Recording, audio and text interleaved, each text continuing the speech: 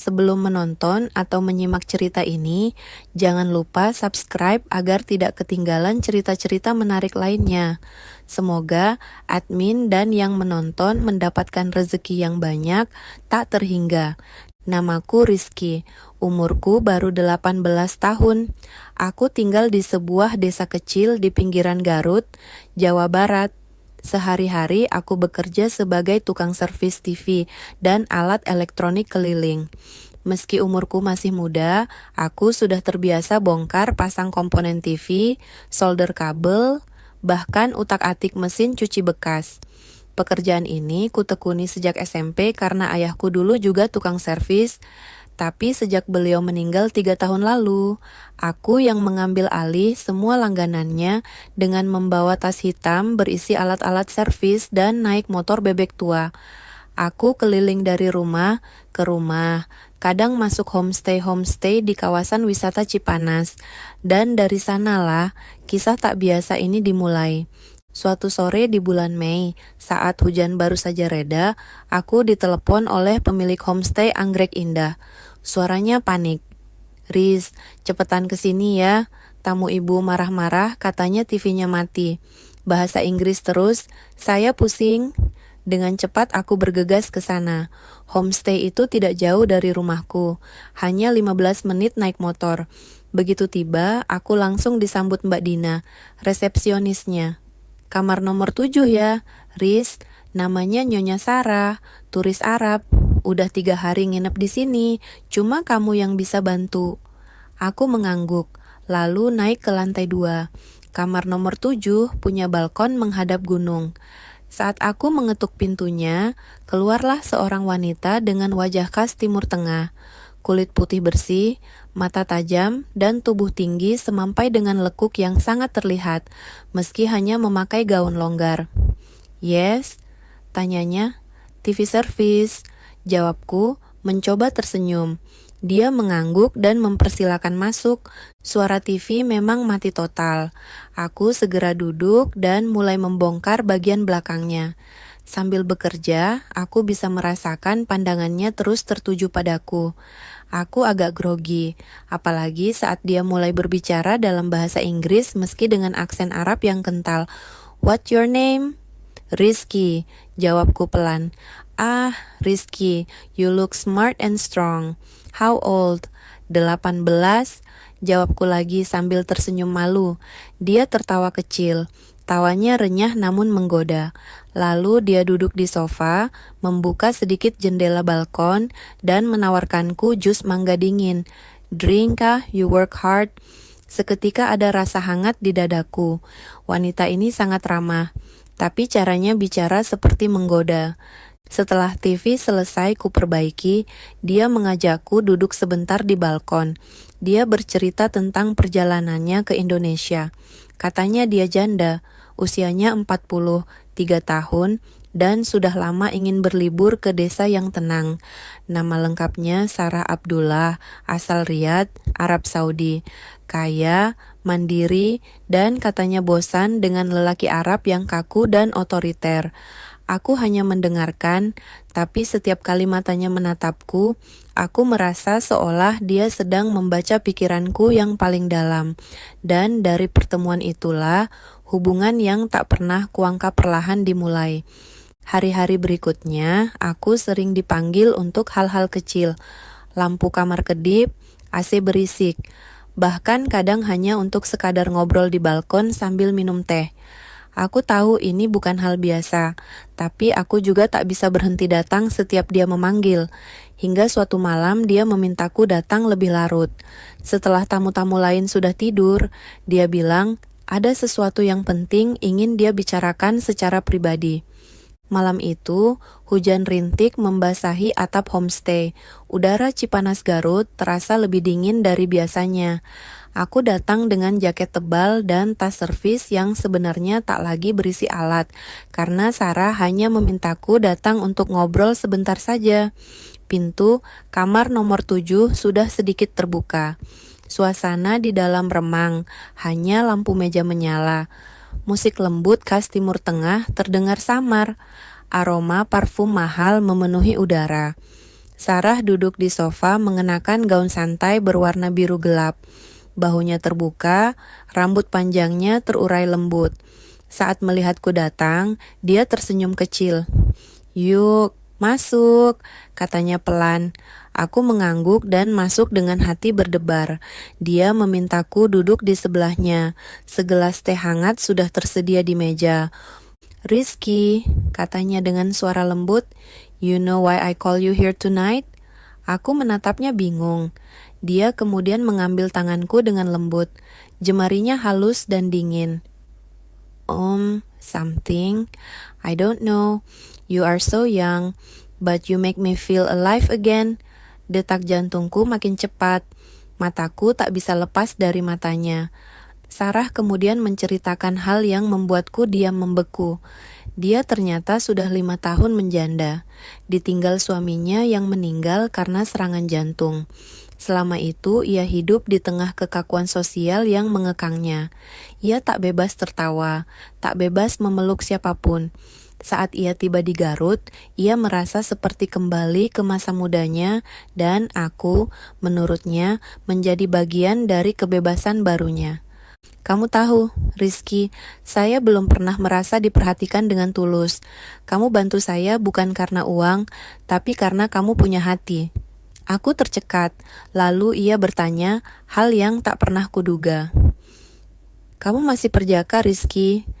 Aku hanya diam, tak tahu harus menjawab apa. "Kalau iya, saya tidak keberatan jadi yang pertama untukmu." Malam itu waktu seakan berhenti. Ia mendekat, dan untuk pertama kalinya dalam hidupku, aku dipeluk oleh seorang wanita dewasa, hangat, lembut, berbeda. Tubuhku kaku, pikiranku melayang entah kemana, tapi tubuhku bergerak sendiri menjawab sentuhan yang selama ini hanya bisa kubayangkan. Aku tak tahu apakah ini cinta, nafsu, atau keduanya. Yang aku tahu, malam itu di kamar nomor 7, aku bukan lagi Rizky yang kemarin. Esoknya aku bangun dengan kepala kosong dan dada penuh tanya. Sarah tersenyum saat aku pamit. "Ya, ia hanya berbisik, kamu akan jadi lebih penting dari yang kamu kira."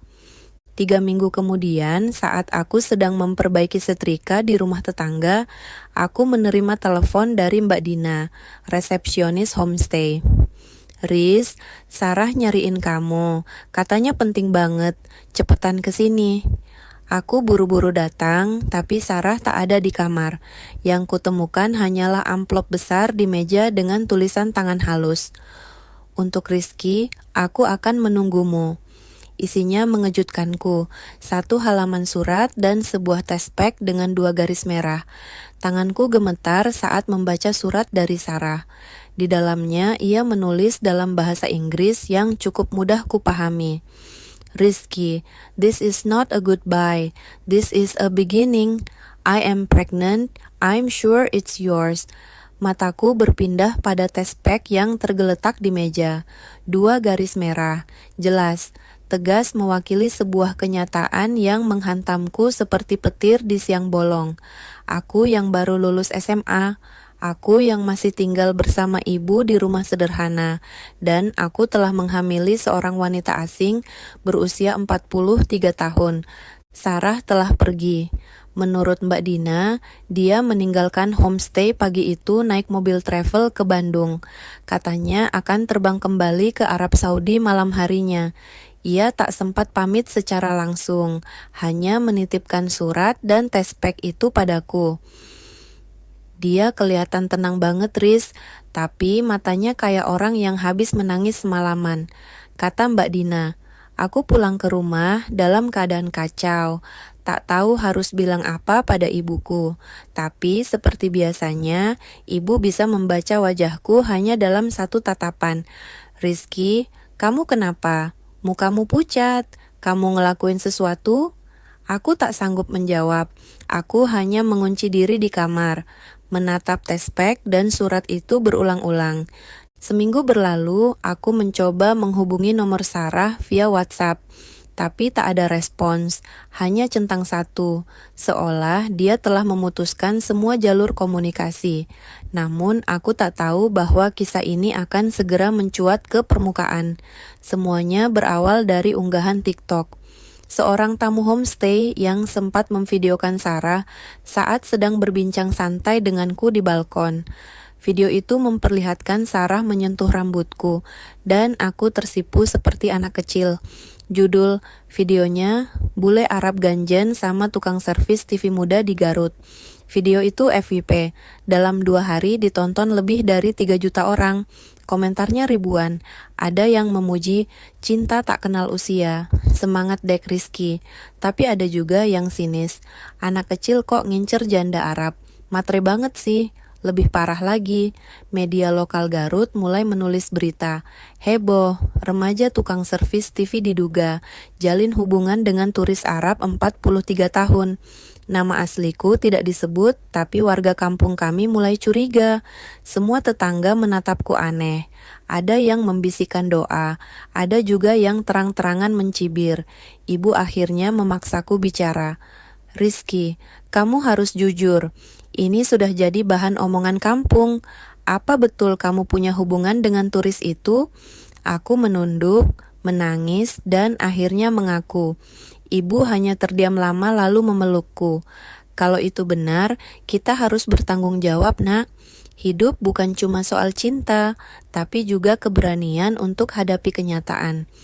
3 minggu kemudian, sebuah surat dari Arab Saudi datang dengan amplop berlogo, resmi bertuliskan Ministry of Foreign Affairs Kingdom of Saudi Arabia, dan isinya undangan untuk hadir ke Kedutaan Besar Arab Saudi di Jakarta atas nama Rizky Pratama. Pagi itu darah terasa berat. Aku berdiri di depan sebuah gedung megah berwarna putih dengan bendera hijau besar berkibar di halaman. Tulisan emas di gerbangnya membuat dadaku berdebar. Kedutaan Besar Kerajaan Arab Saudi, Jakarta. Aku ditemani seorang pegawai dari Dinas Sosial Garut yang sebelumnya membantuku mengurus surat perjalanan dan penerjemah. Ibu tidak ikut. Dia terlalu cemas membayangkan apa yang akan terjadi. Begitu masuk, kami dipersilakan menunggu di sebuah ruang tamu yang dingin dan tenang. Tak lama datang seorang pria Arab bersorban putih dan mengenakan gamis bersih. Namanya Sheikh Syafiq, perwakilan resmi dari pihak keluarga Sarah. Tanpa basa-basi, ia menyampaikan maksud pertemuan ini dengan nada serius namun sopan. Rizky, kami tahu apa yang terjadi antara kamu dan Nyonya Sarah. Kami datang bukan untuk marah. Kami ingin bicara sebagai keluarga. Aku hanya bisa menunduk. Hari keberangkatan pun tiba. Aku berdiri di Bandara Soekarno-Hatta memegang tiket kelas ekonomi menuju Riyadh dengan ransel kecil berisi pakaian, alat servis favoritku, dan satu surat dari ibu yang dititipkan untuk kubaca di atas pesawat. Di ruang tunggu aku membuka surat ibu. Nak Rizky, anak ibu yang baik, kamu mungkin akan jadi orang kecil di negeri besar. Tapi jangan takut, jadilah laki-laki. Jangan lari dari apa yang sudah kamu mulai. Dan satu hal, jangan biarkan umur jadi penghalang untuk jadi lelaki sejati. Dan tepat jam 20:40 WIB, aku pun terbang menuju negeri yang bahkan belum pernah aku bayangkan sebelumnya. Begitu kakiku menginjak Bandara King Khalid, Riyadh, hawa panas langsung menyambut wajahku. Ini dunia yang berbeda, jalanan penuh mobil mewah, bangunan tinggi menjulang, dan suara azan yang menggema dari segala arah. Di pintu kedatangan aku dijemput oleh 2 pria, bersorban putih dan sopan. Mereka menyebut diri sebagai ajudan pribadi Nyonya Sarah. Welcome, Mr. Rizky, katanya dalam bahasa Inggris patah-patah. Kami langsung dibawa ke sebuah villa mewah di pinggiran kota. Di sanalah aku kembali bertemu Sarah, wanita yang dulu kutemui di balkon homestay Garut. Kini berdiri di depan mataku dalam balutan abaya indah. Perutnya mulai tampak membuncit, wajahnya bersinar. You come, katanya pelan. I really didn't think you'd come. Aku menatap matanya, lalu memeluknya erat, seperti menemukan kembali seseorang yang sudah lama hilang. Akad pernikahan. 3 hari kemudian, aku resmi dinikahkan dengan Sarah Abdullah. Akad dilakukan secara Islam di hadapan ulama dan keluarga besar Sarah. Sebagian keluarganya sempat menolak karena umurku jauh lebih muda. Bahkan dianggap tak layak. Namun Sarah bersikeras. Dia mungkin muda, tapi dia laki-laki yang berani bertanggung jawab. Pernikahan itu sederhana namun sakral. Aku mengenakan gamis putih dan kopiah. Sarah duduk di sampingku. Senyumnya tak pernah hilang sepanjang prosesi. Setelah ijab kabul selesai, semua orang bersorak. Para wanita menangis haru. Dan pria-pria yang semula sinis kini memberikan selamat. Hidup baru. Hari-hari pertama menjadi suami di Arab Saudi. Sungguh seperti mimpi. Aku tinggal di rumah besar bersama Sarah. Ia memperkenalkanku sebagai suaminya kepada para kolega dan kerabat. Ia bahkan membelikan toko servis kecil untukku agar bisa tetap bekerja sesuai passion. Tapi hidup tak selamanya mulus. Bulan ketiga pernikahan, Sarah mulai sering sakit. Kandungannya lemah. Dokter menyarankan istirahat total. Aku mulai merawatnya siang malam, menyuapinya, membacakan Al-Quran di dekatnya, dan bahkan belajar bahasa Arab agar bisa lebih memahami kehidupannya. Suatu malam saat ia berbaring lemah, Sarah memegang tanganku erat. Rizky, kalau sesuatu terjadi padaku nanti, kamu harus tetap hidup. Jaga anak kita dan jangan pernah kembali jadi kecil. Aku tersentak. Jangan bicara begitu, Sarah.